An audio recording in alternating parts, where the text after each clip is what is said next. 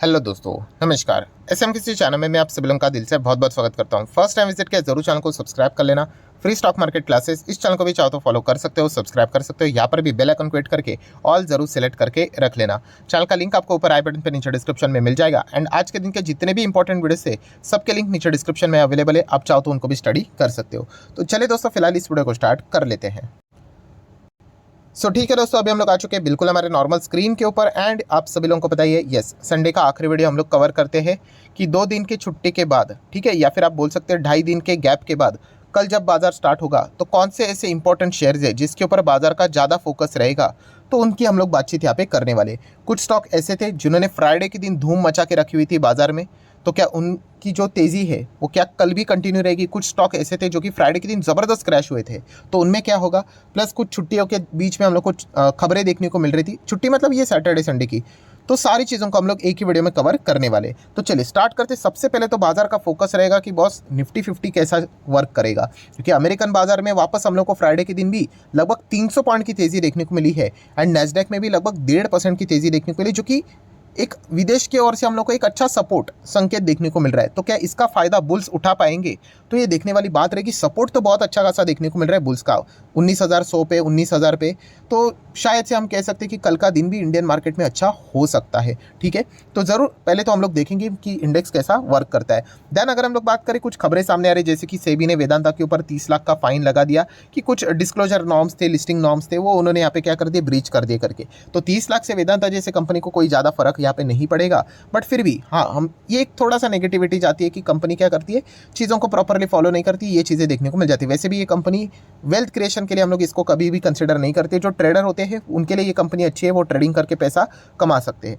Then अगर हम लोग बात करेंगे बैंक ऑफ बड़ौदा, यस दोस्तों, बीओबी के ऊपर आप फोकस रख सकते हो। वो उनका क्रेडिट कार्ड का जो बिजनेस हम लोग को देखने को यहाँ पे मिल रहा है, ठीक है, तो वो डाइवेस्ट करने की बात करें 49%, ठीक है, तो इससे रिलेटेड बीओबी आप क्या कर सकते हैं, अपने रडार के ऊपर रख सकते हैं। सरकारी कंपनी है, वैसे हम लोग ज़्यादा फोकस नहीं रखते, सिर्फ पढ़ाई करने के लिए यहाँ पे आप चाहो तो इसको चेक कर सकते हो।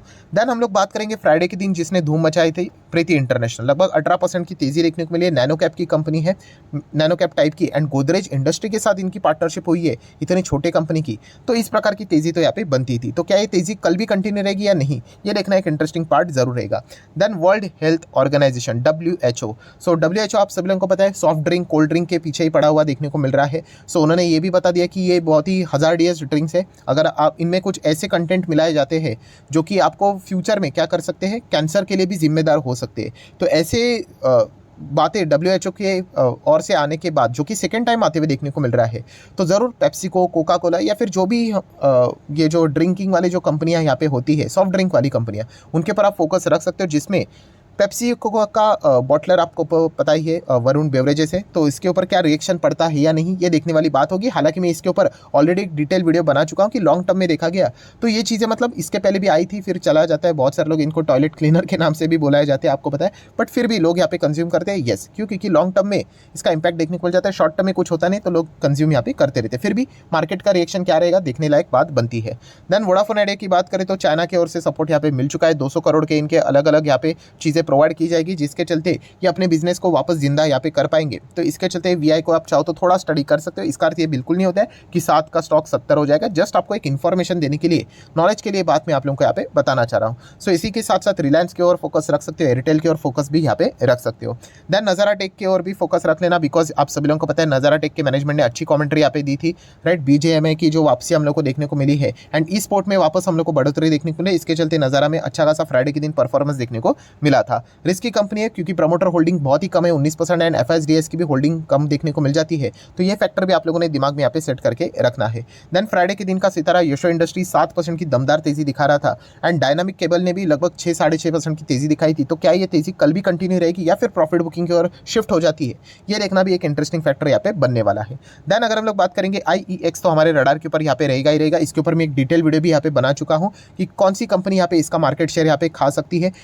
राइट। एंड उसी से रिलेटेड क्या खबर ऑफिशियली सामने आएगी, जो सरकार यहाँ पे मतलब ड्राफ्ट से रिलेटेड बोली जा रही है, बातें मार्केट में जो घूम रही है, तो इसके ऊपर IEX तो हर दिन अभी हम लोग के रडार के ऊपर यहाँ पे रहेगा ही रहेगा।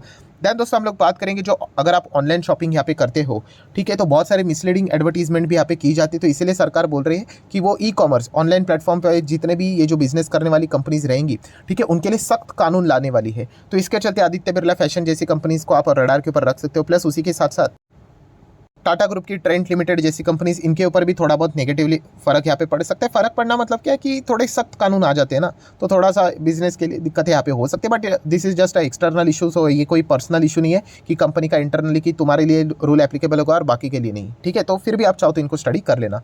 देन फ्राइडे के दिन की बात करें, अमृत आंजन में 10% की दमदार तेजी देखने को मिली थी। बायबैक की खबर सामने आई थी, टेंडर वाला बायबैक 900 रुपये का प्राइस रखा था एंड आज भी जबरदस्त प्रीमियम पे देखने को गैप मिल रहा है। तो इसके चलते क्या लोग बाइंग करेंगे, ये देखना इंटरेस्टिंग रहेगा। हालांकि मैं ऑलरेडी आपको बोल चुका हूं कि इतना सिंपल नहीं होता है कि मैं 736 पे खरीदूंगा एंड 900 पे बेच दूंगा। एक्सेप्टेंस रेशो नाम की भी चीज़ होती है। मान लीजिए आप 100 शेयर्स खरीद के रखते हो और 10% का एक्सेप्टेंस रेशो आ गया, तो केवल 10 ही शेयर्स आपके एक्सेप्ट होंगे, 90 शेयर्स आपके वापस डीमैट अकाउंट में दिखने यहाँ पे शुरू हो जाएंगे। तो आपको होल्ड करना पड़ेगा। तो इसलिए बोनस बायबैक स्प्लिट डिविडेंड कभी आपका टारगेट नहीं होना चाहिए। कंपनी फंडामेंटली आपको अच्छी लगती है कि नहीं, ये आपने जरूर स्टडी यहाँ पे करना चाहिए। देन ICICI सिक्योरिटीज़ की ओर फोकस रहेगा, क्योंकि आप सभी लोगों को पता ही है उन्होंने 67 एंड वो जो 100 वाला जो रेशो था, ठीक है, 100 शेयर्स रहेंगे तो 67 ICICI बैंक के शेयर्स यहाँ पे मिलेंगे। ये स्वैप रेशो उन्होंने सामने रखा है, एक्सचेंज रेशो सामने रखा है। तो क्या ये एक्सेप्ट होता है या नहीं होता है, वो देखने वाली बात रहेगी। वैसे तो प्रमोटर के पास ही ज़्यादा शेयर्स है एंड खास करके LIC का लगभग 2.5% से ज़्यादा की हिस्सेदारी देखने को मिल रही है। तो क्या LIC बाकी शेयर होल्डर को प्रोटेक्ट कर पाएगा? क्या वो 67 को कट करके डिमांड करेगा कि 77 दे दो, 87 दे दो?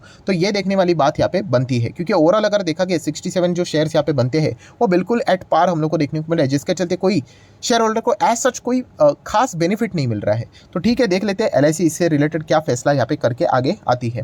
देन अदानी ट्रांसमिशन में हम लोग को जोरदार गिरावट देखने को मिली थी फ्राइडे के दिन। तो इसके चलते अदानी ट्रांसमिशन कल के दिन कैसा परफॉर्मेंस करेगा, ये भी एक देखने वाली बात यहाँ पे बनती है। खबरें तो ऑलरेडी हम सभी लोगों को पता है, प्रमोटर भी अपनी स्टेक यहाँ पे बेच रहे, चेंज इन हैंड आप चाहो तो ऐसा भी बोल सकते हैं। GKG पार्टनर लगातार वो स्टेक यहाँ पे खरीदते जा रहे। बट येस, कोई नया प्लेयर हम लोग को और अभी तक फिलहाल तो यहाँ पे देखने को, मतलब बड़ा प्लेयर अभी तक देखने को यहाँ पे नहीं मिला है। सो अदानी शेयर्स भी बहुत ज़्यादा फोकस में यहाँ पे रहने वाले हैं। खास करके इनका जो बड़ा इवेंट है आपको पता ही है, 14 अगस्त को ही हम लोग को देखने को यहाँ पे मिलने वाला है, सुप्रीम कोर्ट की हेयरिंग। देन हम लोग बात करेंगे इजी ट्रिप प्लानर, जहाँ पे प्रमोटर ने सेकंड टाइम शेयर्स यहाँ पे बेचे, जिसके चलते स्टॉक लगभग 3.25% सडनली क्रैश हो गया। हालांकि प्रमोटर ने ये बात भी बोल दी है शेयर होल्डर, स्टेक होल्डर को कि ये उनका ये आखिरी सेल है, इसके बाद वो शेयर्स को इमीडिएटली तुरंत तो यहाँ पे बेचने वाले नहीं है। हालांकि ऐसा कोई रूल नहीं होता, वो चाहे तो बेच भी सकते, बट हाँ वो थोड़ा सा कॉन्फिडेंस देने की कोशिश कर रहे हैं। अच्छी बात यह है कि 70% के आसपास प्रमोटर के पास होल्डिंग है। सो उन्होंने जो माल बेचा है, तो इसके चलते ज़्यादा कोई बड़ा फर्क यहाँ पे नहीं पड़ रहा है।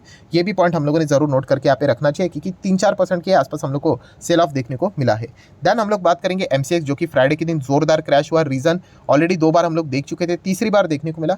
यस, इन्होंने जो डेडलाइन यहाँ पे दी थी कि जो नए प्लेटफॉर्म के ऊपर शिफ्ट हो रहे, जो कि TCS ने डेवलप यहाँ पे किया है, तीसरी बार ये डेडलाइन क्या कर दी, उन्होंने आगे खिसका दी। एंड इसी के चलते दोस्तों इनका और भी कॉस्ट यहाँ पे बढ़ेगा।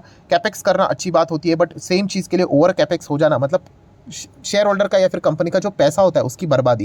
एंड इसी के चलते स्टॉक में हम लोग को 8.25%, 8.5% से भी ज़्यादा की गिरावट देखने को मिली। ब्रोकरेजेस ने भी इसका जो रेटिंग है डाउनग्रेड यहाँ पे कर दिया है। एंड हर कोई यहाँ पे यही होप कर रहा है कि जो नेक्स्ट डेडलाइन इन्होंने 6 महीने के बाद की दी है, एटलीस्ट उस टाइम तो हो जाए करके, ठीक है। क्योंकि अगर देखा गया तो इस प्रकार के ऑलरेडी हम लोगों ने बहुत बार एक्सपीरियंस यहाँ पे चीज़ें कर ली है। हालांकि 63 मंथ्स तो यही बोलेगा आप जितना एक्सटेंड करो करते रहो, हमें तो अच्छा ही है। एंड इसके चलते इनको बिजनेस यहाँ पे मिलता रहता है।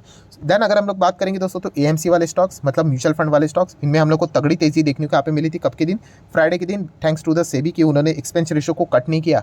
तो क्या ये तेजी बरकरार रहती है या फिर प्रॉफिट बुकिंग होती है, ये कल के दिन देखने वाली बात जरूर होगी। देन दोस्तों नेक्स्ट आप सभी लोगों को पता है HDFC बैंक का merger. Yes, HDFC limited tata bye bye बोल चुका है, आप सभी लोगों को पता है। एंड HDFC बैंक का मर्जर के साथ कल हम लोग को वो ट्रेड करते हुए देखने को यहाँ पे मिलेगा, ठीक है। मतलब ये सारी चीज़ें इसके चलते HDFC बैंक भी थोड़ा सा फोकस में रख सकते हो। ITC की अगर हम लोग बात करें, ये भी 450 के आसपास ही यहाँ पे चल रहा है। फिलहाल हम कह सकते हैं 1 महीने से थोड़ा सा कंसोलिडेशन फेज में आते हुए देखने को यहाँ पे मिल रहा है। मैनेजमेंट की ओर से थोड़ी सी कुछ पॉजिटिव कमेंट्री अभी देखने को मिल जाती है। तो इसके चलते ITC कैसा परफॉर्मेंस देगा, ये भी चाहो तो आप फोकस में रख सकते हो।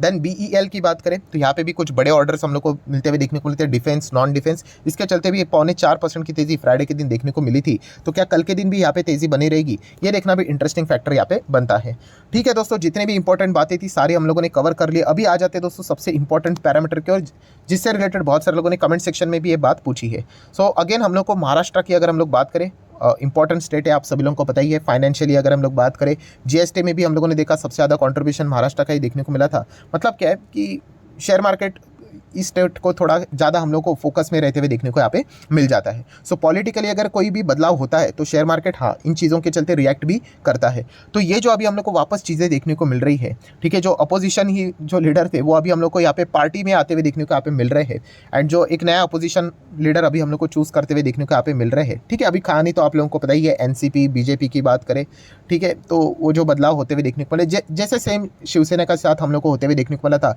वैसा ही सेम अभी हम लोग को एनसीपी के साथ भी होते हुए देखने को यहाँ पे मिला है। सो इसका फर्क क्या शेयर मार्केट के ऊपर पड़ेगा?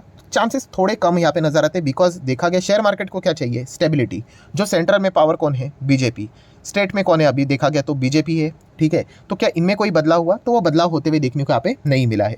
अगर रूलिंग पार्टी में अगर कोई बदलाव होता, कोई दूसरी पार्टी यहाँ पे आ जाती, देन हम कह सकते हैं कि मार्केट में फिर हम लोग को कुछ अदला बदली थोड़ी बहुत देखने को यहाँ पे मिल सकती थी। सो देखा गया तो ultimately CG and SG same he continue रहते हुए देखने को यहाँ पे मिल रहे हैं।